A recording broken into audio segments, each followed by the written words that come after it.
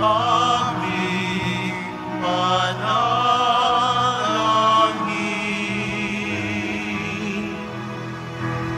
Lagi ang kinig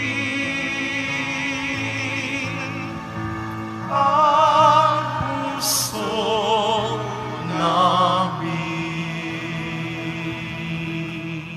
Sa ngalan ng Ama, ng Anak at ng Espiritu Santo. Amen. Sumainyo ang Panginoon. At sumayo rin. Mga kapatid, sa araw na ito ating pinagdiriwang ang banal na kapistahan ng kabanal-banalang puso ni Jesus. Iba ang puso natin sa puso ng Diyos. Ang puso natin madalas matigas. Ang puso natin madalas pinupuno natin ng sakit, ng inggit, ng takot, ng pagdududa. Pero ang puso ng Diyos malambot. Ang puso ng Diyos tapat. Ang puso ng Diyos puno at umaapaw ng pagmamahal. Kapag sinundan natin ang ating puso, kamukha sa ating maririnig sa mabuting balita, tayo'y mawawala at magwawala. Pero ang puso ng Diyos, ang puso ng mabuting pastol, dahil sa umaapaw na pagmamahal niya sa atin, hahanapin at hahanapin tayo. Kahit na tayo'y magkasala, papatawarin at papatawarin tayo. Kaya naman hayaan natin ng Diyos hubugin, turuan ang ating mga puso na magmahal kung paano siya magmahal. Sa mga pagkakataon na kung saan alam naman natin kung ano ang tama, pero sinundan pa rin natin at ginawa ang masama. Sa mga pagkakataon na kung saan nilayo natin ang ating mga puso sa Diyos, hilingin natin muli ang kanyang awa at pagpapatawad para makita tayo muli na maging karapat-dapat makatanggap sa mga banal na misteryo. Inaamin ko Sa makapangyarihang Diyos at sa inyo mga kapatid, na lubha akong nagkasala sa isip, sa salita, sa gawa at sa aking pagkukulang. Kaya isinasamo ko sa mahal na Birheng Maria, sa lahat ng mga anghel at mga banal, at sa inyo mga kapatid, na ako ay ipanalangin sa Panginoong ating Diyos. kaawaan tayo na makapangyarihang Diyos, patawarin tayo sa ating mga kasalanan at patnubayan tayo sa buhay na walang hanggan. Amen.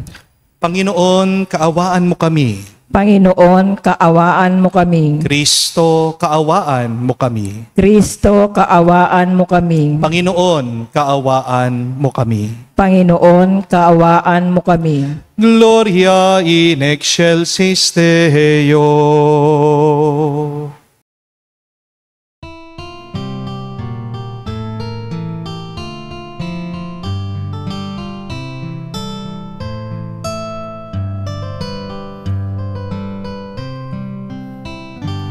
Luwalhati sa Diyos sa kaitaasan, kaloob sa lupa ay kapayapaan. Pinupuri ka, ipinandarama, sinasamba ka dahil sa dakila mong kalwalhatian. Panginoon naming Diyos, Hari ng langit, Amang makapangyarihan, Panginoong Jesucristo, bugtong na anak ng Diyos, Kordero ng Ama. Ikaw na nag-aalis ng mga kasalanan ng sanlibutan.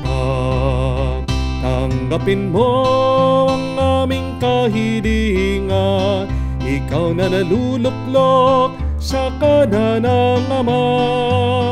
Maawa ka sa amin, ikaw lamang ang banal, Panginoong Jesucristo. Kristo, kasama ng Espiritu, sa luwalhati ng Ama. Amen. Amen. Amen. Amen. Manalangin tayo. Ama naming makapangyarihan, ipagkaloob mo sa pagpaparangal namin sa puso ng anak mong minahal. Ngayon ginugunita namin ang kanyang pag-ibig na aming pinakikinabangan. Kami naway pagindapating madaluyan na nag-uumapaw na batis na mga biyayang iyong bigay sa pamagitan ni Jesucristo kasama ng Espiritu Santo, magpa sa walang hanggan. Amen.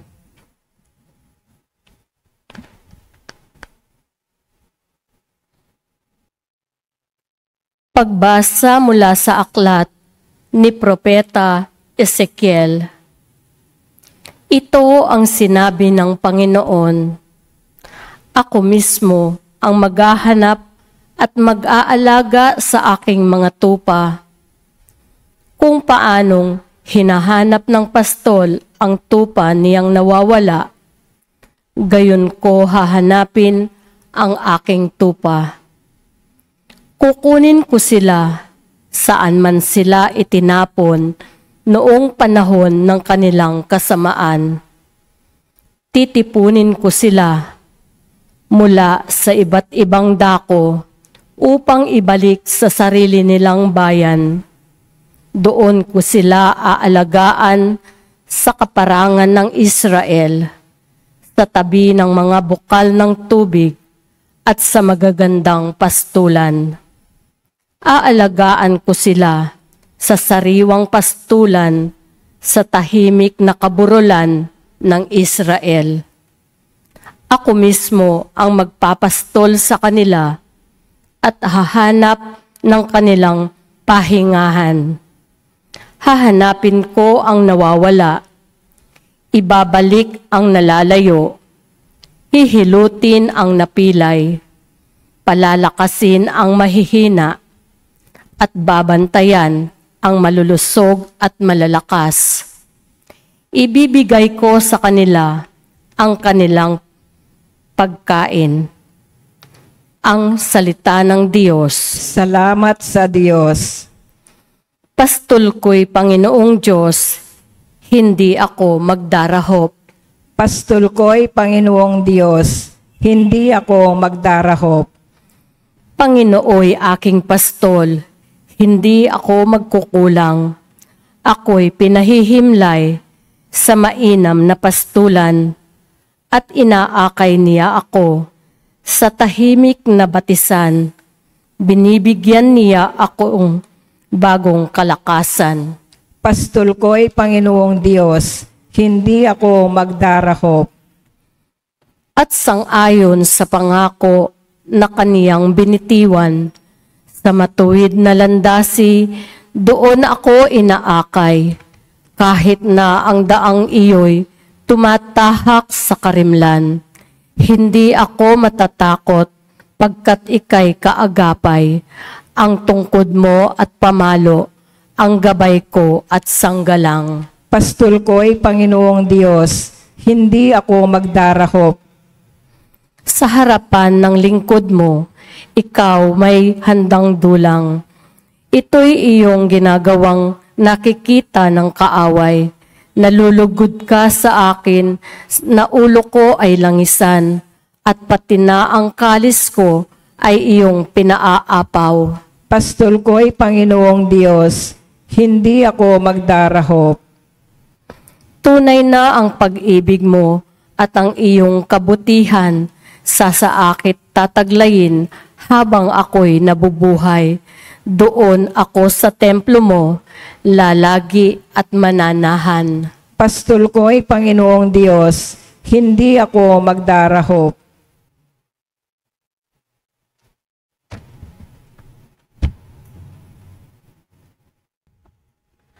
Pagbasa mula sa sulat ni Apostol San Pablo sa mga taga-Roma. Mga kapatid, ang pag-ibig ng Diyos ay binuhos sa ating mga puso sa pamamagitan ng Espiritu Santo na ipinagkaloob na sa atin. Sapagkat noong tayo'y may hina pa, namatay si Kristo sa takdang panahon para sa mga makasalanan. Mahirap mangyaring ialay ni numan ang kanyang buhay alang-alang sa isang taong matuwid, bagamat maaaring may mangahas na gumawa nito alang-alang sa isang mabuting tao. Ngunit ipinadama ng Diyos ang kanyang pag-ibig sa atin nang mamatay si Kristo para sa atin nung tayo'y makasalanan pa. At ngayoy napawalang sala na tayo sa pamamagitan ng kanyang dugo, lalo nang tiyak na maliligtas tayo sa poot ng Diyos sa pamamagitan niya. Dati tayo'y mga kaaway ng Diyos, ngunit ngayon, tinatanggap na niya tayong mga kaibigan, alang-alang sa pagkamatay ng kanyang anak. Kaya tiyak ang pagkaligtas natin sa pamamagitan ng pagiging buhay na Kristo. Hindi lamang ito, nagagalak tayo'y nagpupuri sa Diyos sa pamamagitan ng ating Panginoong Hesukristo, sapagkat dahil sa Kanya, ay tinanggap tayo ng Diyos na mga kaibigan niya. Ang salita ng Diyos. Salamat sa Diyos.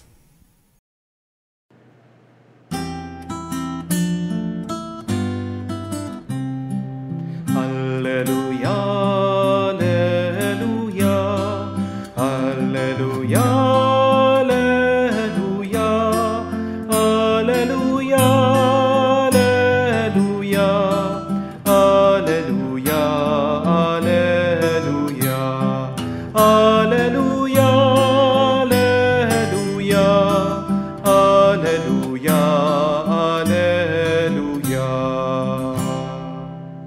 Ako'y pastol na butihin, kilala kong tupang akin. Ako'y kilala nila rin. Aleluya, aleluya. Sumainyo ang Panginoon. At sumayo rin. Ang mabuting balita ng Panginoon ayon kay San Lucas. Papuri sa iyo, Panginoon. Nung panong yun, sinabi ni Jesus sa mga Pariseo at mga Eskriba ang talimhagang ito. Kung ang sino man sa inyo ay may 100 tupa at mawala ang isa, ano ang gagawin niya? Iiwan niya ang 99 sa ilang at hahanapin ang nawawala hanggang sa matagpuan. Hindi ba? Kapag nasumpungan na niya, masaya niyang papasanin ito. Pagdating ng bahay, aanyayahan niya ang kanyang mga kaibigan at mga kapitbahay. Sasabihin niya, makipagsaya kayo sa akin, sapagkat nasumpungan ko sa wakas ang tupa kong nawawala.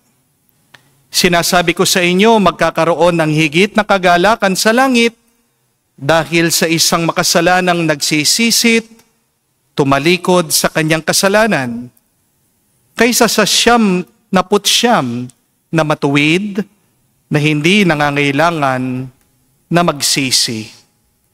Mga kapatid, ang mabuting balita ng ating Panginoon. Pinupuri ka namin, Panginoong Heso Kristo. Magandang araw po muli sa inyong lahat. Magandang araw po, Father. Kung meron pong isang bagay na kailangan nating maunawaan tungkol sa ating puso, na ang puso natin ay isa sa mga pinakamalakas, pinakamakapangyarihang parte ng ating katawan. One of the most powerful organs of our body is our heart. Tingnan niyo po, kapag brain dead ang tao, buhay pa rin yan. Basta't humihinga siya, hindi po ba? Pero kapag tumigil ang tibok ng iyong puso, patay ka na. Amen? Kahit na hindi ka mag-isip, buhay ka pa rin. Amen? Pero kapag hindi umaandar ang iyong puso, wala ka na. Amen? ang nagkokontrol sa ating katawan ay ang ating mga puso. Hindi ang isip mo. Your heart controls your body, not your mind. Pansinin niyo po ito. Kapag nahihirapan kayo, anong sinasabi ng isip mo? Tumigil ka na, sumuko ka na, hindi mo kaya yan. Okay lang yan, nauunawaan naman ng ibang tao. Pero kapag gusto ng puso, matatalo ang isip ng tao. Your heart moves you. Your heart dictates the direction of your life. Amen? Mas malakas pa rin ang puso kesa sa isip. Kahit na merong paglalaban ang isip at puso, sino po sa tingin nyo ang mananalo? Ang puso, siyang magtatagumpay. Naalala ko po, nung bata pa ako, gustong-gusto ko na talagang pumasok sa seminaryo. Gustong-gusto ko na po talagang magpari. Very inspired ako doon sa mga nakasama ko pong pari. Mag-high school pa lang po ako, pinipilit ko na sa mga magulang ko, papasok na ako sa seminaryo. Pero nag-aalala po ang aking mga magulang, ayaw po nila akong papasukin sa seminaryo. Kasi napakabata ko pa lang po. Sabi ng mga magulang ko sa akin, pag pumasok ka na sa seminaryo, hindi mo na kami makikita. Hindi mo ba kami mamimiss? Yung aking naman pong lolo, kinukumbinsi ako. Alam niyo, sabi niya sa akin, pag nagpari ka, hindi ka makakapag-asawa. Masarap ng bababae, sabi niya. No? Pero kahit na anong sabihin nila sa akin, dahil nakapag-desisyon na po ang puso ko, sabi ko, gusto ko nang pumasok sa seminaryo. Gusto ko talagang magpari. Kahit na anong sabihin nyo, wala po silang magawa. Kasi may sariling isip ang puso ng tao. Noong pong 1991, yan po ang natuklasan ng mga sayantipiko. Pinag-aralan nila, binuksan po nila ang puso ng tao. At alam niyo kung anong nakita nila? Ang puso ng tao, marami din pong mga neurons. Parang nakita mo, ang utak daw ng tao, maraming ugat. Kung ang utak ng tao nakakapag-isip, yan po ang conclusion ng mga sayantipiko. Nag-iisip din, may sariling isip, ang puso ng tao. Kaya minsan, di ba, di nyo napansin, hindi mo makalimutan yung masakit na karanasan. Kasi buhay ang karanasan ng tao, hindi lang sa kanyang isip. Lalong-lalo na bumabalik yung naranasan natin dito sa ating puso at damdamin. Nagtatagal yung ating alaala, lalong-lalo na kung meron tayong emosyon dyan, kung meron tayong naramdaman dyan. Kaya nga, yung mga may trauma, ang hirap po na maghilom dun sa masakit na kahapon. Kasi hindi lang kailangan gamutin kung ano ang tumatakbo dito sa isip. Kailangan bigyan din ng lunas yung nararamdaman dito sa puso. Ganyan kahalaga na kailangan nating turuan ang puso ng tao. Tandaan niyo po ito, ang eskwela ay lugar para turuan ang isip ng tao. Pero ang simbahan ay ang lugar para hubugin ang puso ng tao. Diba? Ang dami po mga nag-aral, pero pag umasta sila, ano yung ugali? Para walang pinag-aralan. Kasi ang tinuruan mo lang, yung isip. Ano yung nakalimutan? Yung puso. Remember that the school is the place to train the mind.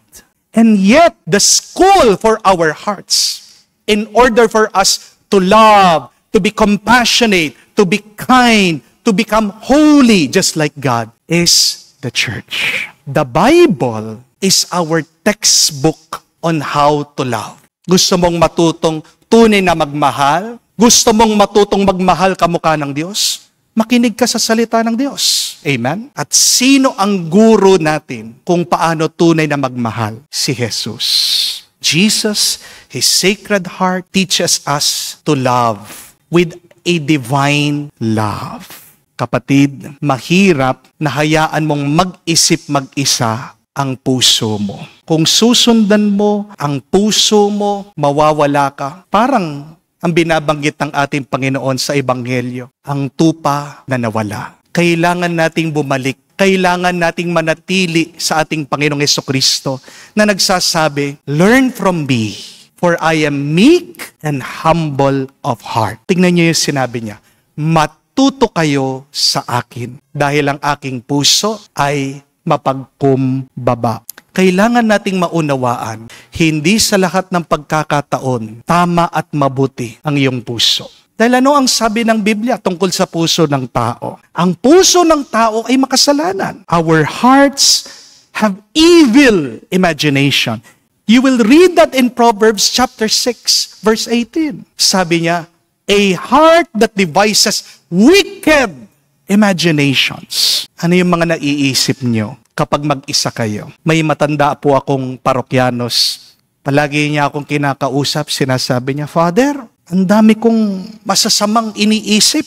Natatakot po ako, nag-aalala po ako, kinakabahan ako." Pero wala naman talaga siyang problema eh. Itong matandang ito, tapos na po yung mga anak niya, napag-aral na niya. Yung iba naka-abroad, ang ganda na kanilang bahay, di naman siya napapabayaan, inaalagaan ng mga apo niya, pinapakain siya, may pension siya, may pera siya. Saan nagmumula yung masamang iniisip niya? Wala dito sa utak, kung hindi dito sa puso. Ang nilalabas minsan ng puso mo, masasama.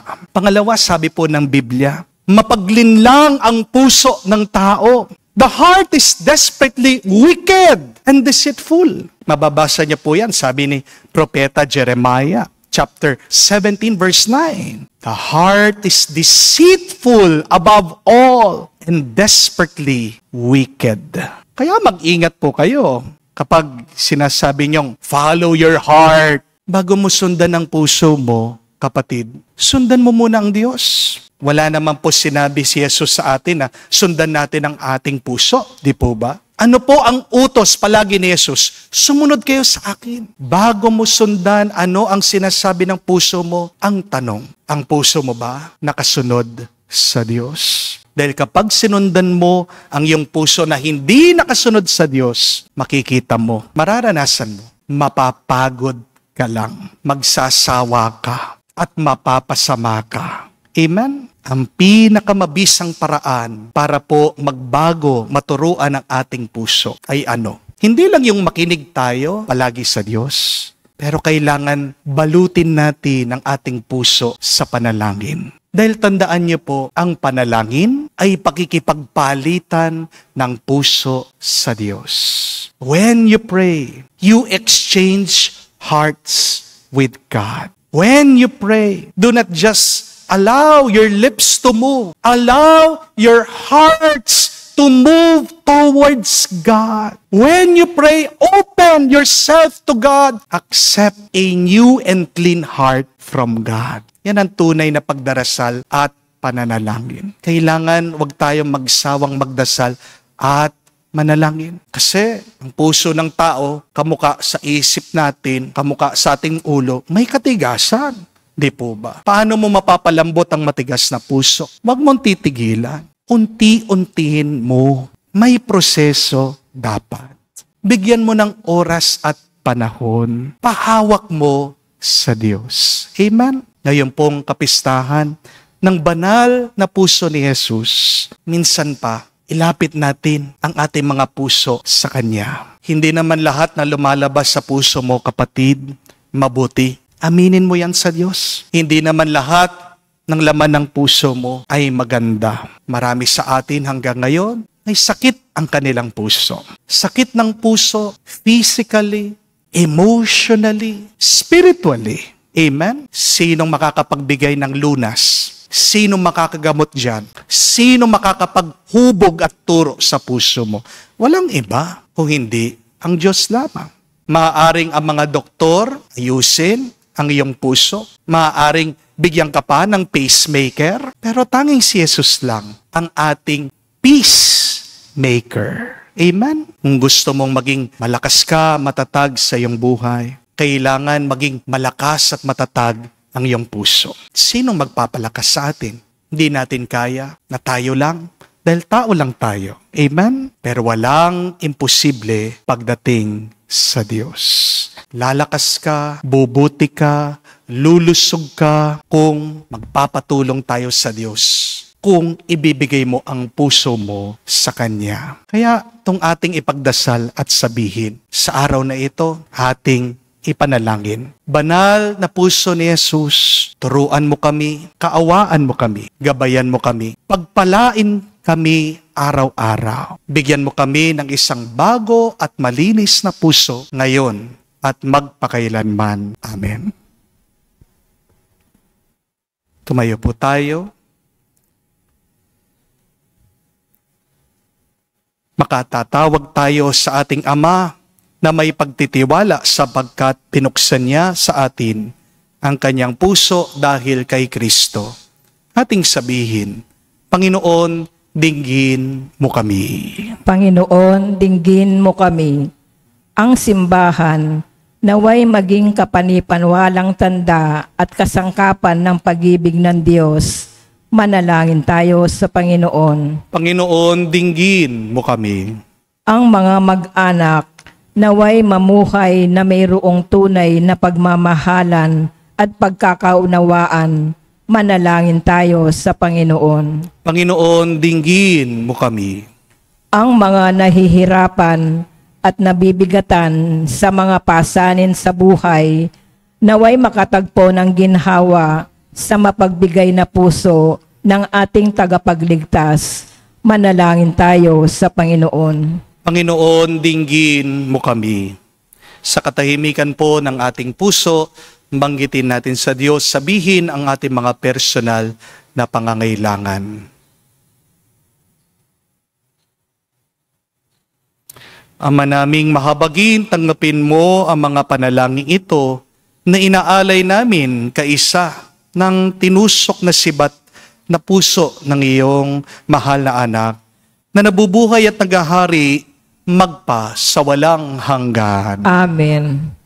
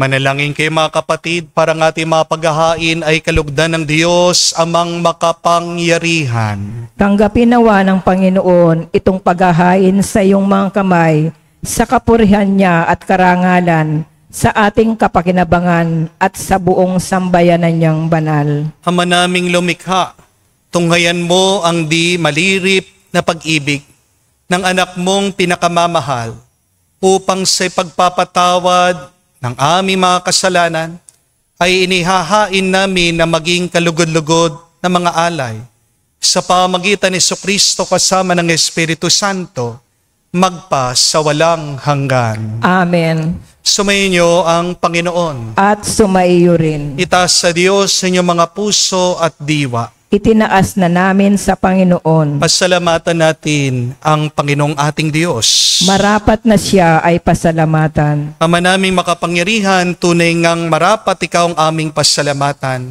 sa pamagitan ni Jesucristo na aming Panginoon. Dakilang pag-ibig niya ang nagbunsod na maghain ng sarili nang kami matubos. Kaya itinampok, siya'y nakabayubay sa krus. Mula sa kanyang tagiliran, sinibat, dugot, tubig, ay masaganang dumanak. Kaya't sambayanan mo dito na banaag. Ito'y ang sangkatauhan na aakit sa puso ng iyong anak na sumagip sa mga dumudulog sa batis ng kanyang pag-ibig. Kaya kaisa na manghel, nagsisiawit ng papuri sa iyo na walang humpay sa kalangitan, kami nagbubunyi sa iyong kadakilaan.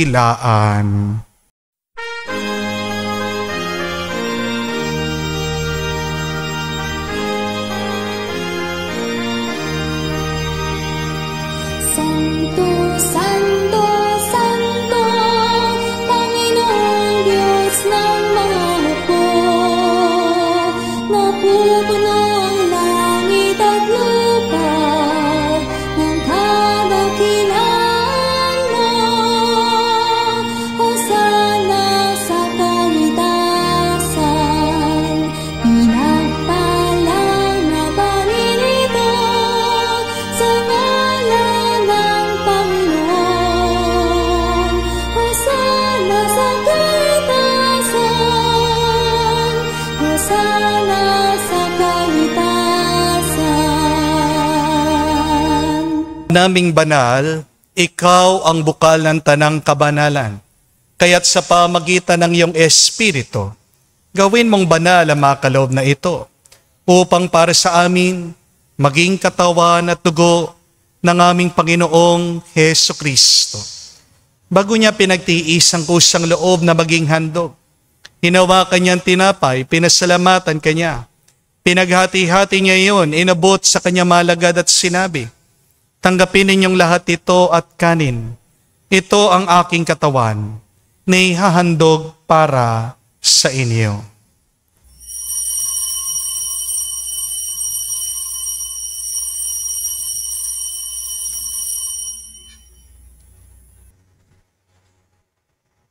Gayon din naman na matapos ang hapunan, hinawakan niyang kalis.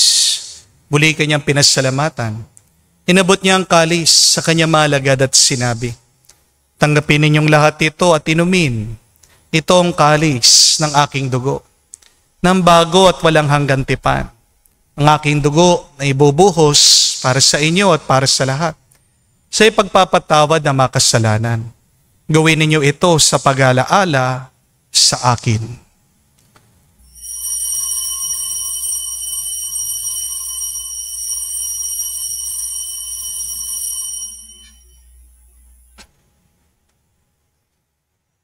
Ang misteryo ng pananampalataya. Aming ipinahayag na namatay ang iyong anak, nabuhay bilang Mesiyas at magbabalik sa wakas para mahayag sa lahat. Ama, ginagawa namin ngayon ang pag-alaala sa pagkamatay muling pagkabuhay ng iyong anak. Kaya tinialay namin sa iyong tinapay nagbibigay buhay at ang kalis sa nagkakaloob ng kaligtasan. Kami nagpapasalamat dahil kami yung minarapat na tumayo sa harap mo para maglingkod sa iyo. Sinasamo namin kami magsalo-salo sa katawan at dugo ni Kristo ay mabuklod sa pagkakaisa sa pamagitan ng Espiritu Santo. Ama, lingapin mong iyong simbahan, laganap sa buong daigdig. Puspusin mo kami sa pag-ibig.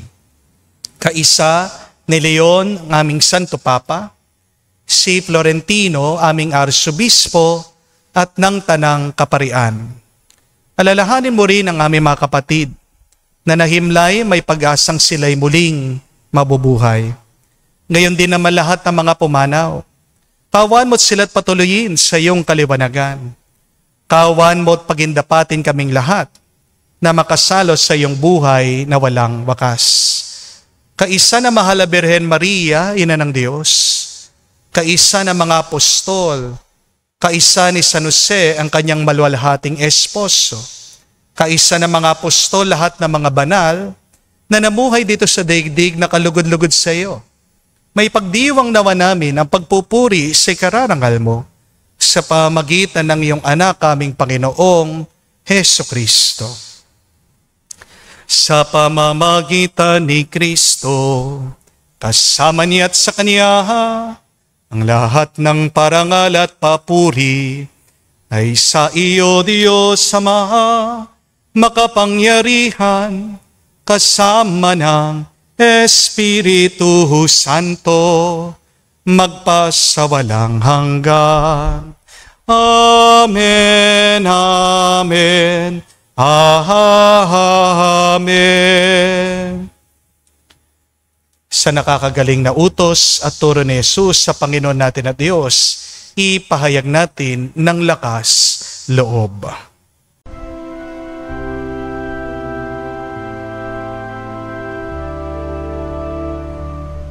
Ama namin, sumasalangit ka, sambahin ang ngalan mo, mapasa amin ang kaharian mo, sundin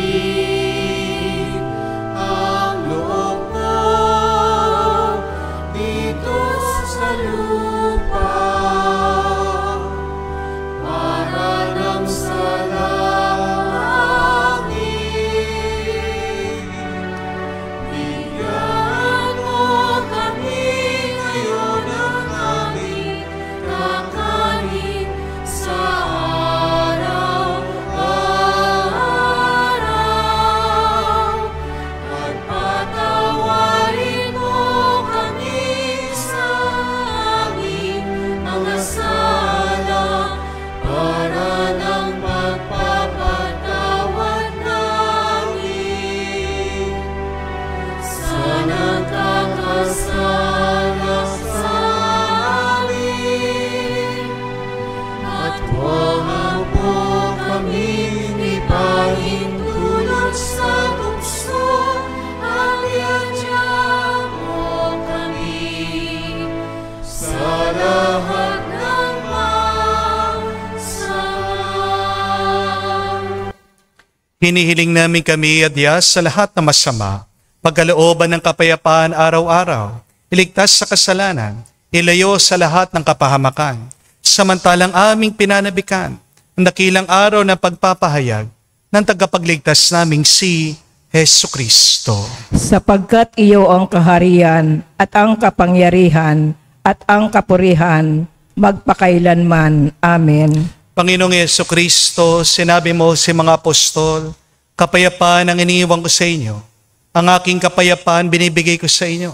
Tunghayan mo ang aming pananampalataya at huwag ang aming pagkakasala. Pagkalooban mo kami ng kapayapaan at pagkakaisa, ayon sa iyong kalooban, kasama ng Espiritu Santo, magpa sa walang hanggan. Amen. Kapayapaan ng Panginoon ay laging sumainyo. At sumayo rin. Magbigayan po tayo ng kapayapaan sa bawat isa. Peace with you po. Kapayapaan po sa inyong lahat.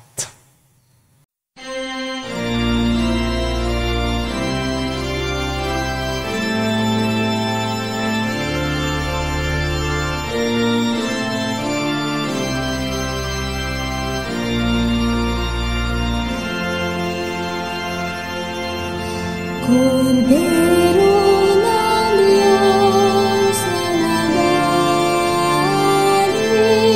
ng mga kasalanan,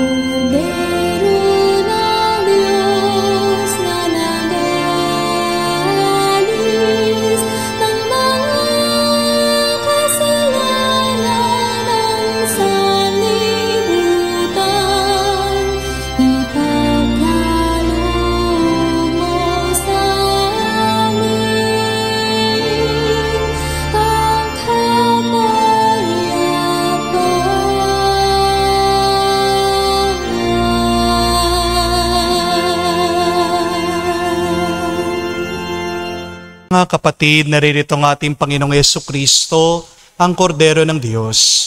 Siya nag-aalis sa mga kasalanan ng sanlibutan.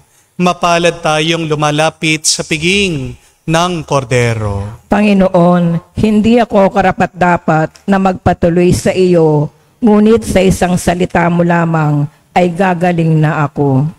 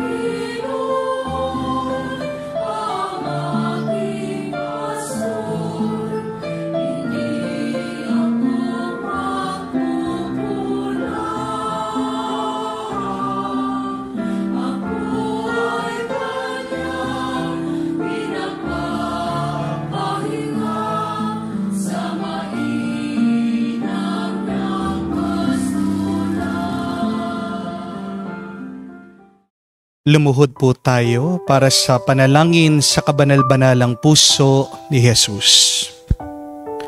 Jesus, Diyos ko, iyong nasabi humingi at kayo'y bibigyan.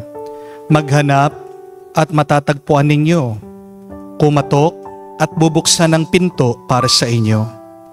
Tungayan mo po ako nakaluhod sa may paanan mo, napupuno ng buhay na pananampalataya at tiwala sa iyong mga pangakong pinabatid ng iyong kabanal-banalang puso at sinambit ng iyong mga labi. Narito po ako upang hilingin ito. Sa katahimikan po ng ating puso, sabihin natin sa Diyos ang ating mga personal na kahilingan.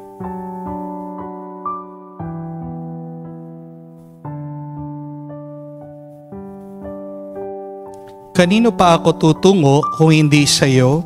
Ng puso ay pinagmumulan ng lahat ng grasya at kabutihan. San pa po ako maghahanap kung hindi sa baul na naglalaman ng kayamanan ng iyong habag? San pa po ako kakatok kung hindi sa pinto kung saan binibigay ng Diyos ang sarili niya sa amin at kung saan kami makakapunta sa Diyos? Sa iyo po ako dumudulog, puso ni Jesus. Sa iyo po ako nakakatagpo ng aliw at kapag nahihirapan, pagtatanggol kapag inuusig, lakas kapag nabibigatan sa pagsubok, at liwanag sa dilim at pagdududa. Minamahal kong Jesus, maigting po akong naniniwala na kaya mong ipagkaloob ang biyaya aking hinihiling, kailanganin man ito ng isang himala. Naisin mo lamang ito at matutupad ng aking panalangin. Naamin kong ako'y hindi karapat-dapat sa iyong mga biyaya, ngunit hindi ito dahilan para panghinaan ako ng loob. Ikaw ang Diyos ng habag at hindi mo tatanggihan ang isang pusong nagsisisi. Tignan mo na wapo ako na may habag at mababatid ng iyong puso ang aking mga kasiraan at kahinaan, ang dahilan upang pagkalooban ang aking mga panalangin. O banal na puso, anuman ang iyong pasya sa aking hiling, hindi po ako titigil na sambahin, ibigin, purihin at pagsilbihan ka. Jesus ko, Kalugod mo nawan tanggapin, pagsasagawa ko ng ganap na pagsang-ayon sa mga atas ng iyong ibig-ibig na puso. Ang aking tunay na hinahangad na matupad kasama ng iyong sanlilikha magpakailanman. Kabanal-banalang puso ni Jesus, alam ko may iisang bagay na hindi mo kayang gawin, mawala ng habag sa mga naghihirap o nababalisa. Tignan mo po ako, nagmamakaawa po ako. Minamahal kong Jesus, ipagkaloob mo ang grasyang aking inihiling sa iyo sa pamagitan ng kalinisin-isang puso ng iyong madalamhating ina. Pinagkatiwala mo ako sa kanya bilang kanyang anak at ang kanyang mga panalangin ay makapangyarihan sa iyo. Amen. Kabanal-banalang puso ni Jesus, maawa ka sa amin. Kalinisin-isang puso ni Maria, ipanalangin mo kami. Tumayo po tayo, manalangin tayo. Ama naming mapagmahal, pag-alabin nawa ang pag-ibig sa aming kalooban sa pagsasalo sa pagmamahal mo sa pakikinabang, sa aming pag-akit sa iyong anak araw-araw. Matutuhan nawa naming makilala siya sa katauhan ng aming mga kapatid sa iyong sambayanan. Sa pamagitan niya kasama ng Espiritu Santo, magpa sa walang hanggan. Amen. Tandaan kapatid, isa sa mga pinakamalakas o makapangyarihang parte ng ating katawan o buhay ay ang ating mga puso. Your heart is very powerful. Your heart will give you the direction of your life. Kaya nga pag wala ang Diyos sa iyong puso, pag hindi mo pinapahawak ang iyong puso sa Diyos, ikaw ay mawawala, ikaw ay magwawala.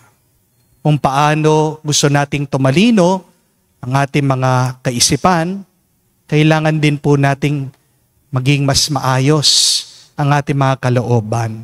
Kailangan natin itong pahubog, ipaturo ang ating mga puso sa Diyos. Paano? Una, sa salita ng Diyos. Pero pangalawa, kailangan din palagi tayong magdasal. Dahil ang pananalangin ay ang pakikipagpalitan ng puso sa may kapal. Kumusta na ang puso mo? Ano ang sakit nito? Kumusta na ang puso nyo? Ano ang laman ng inyong mga damdamin? Kumusta na ang puso nyo? Pinapahawak nyo ba sa Diyos? Pinapaturo nyo ba sa Diyos? Ang Diyos ba ang inyong gabay? Ang Panginoon ba ang inyong mabuting pastol? Kapatid, tama ang puso mo, malusog ang puso mo, masaya ang puso mo kung ang puso mo ay magiging kamukha ng banal na puso ni Jesus. Kaya nga, makikita nyo ang imahe ng larawan ng banal na puso, tinuturo niya ang kanyang puso. Nakalabas, binibigay niya ang puso niya sa atin, tanggapin natin ito. Sumainyo ang Panginoon. At sumayo rin. At kayo basbasa ng Diyos, makapangyarihan sa lahat, sa ngalan ng Ama, ng Anak, ng Espiritu Santo. Amen. Ang ating misa ay natapos na. Umayo kayo sa kapayapaan ni Kristo. Salamat sa Diyos.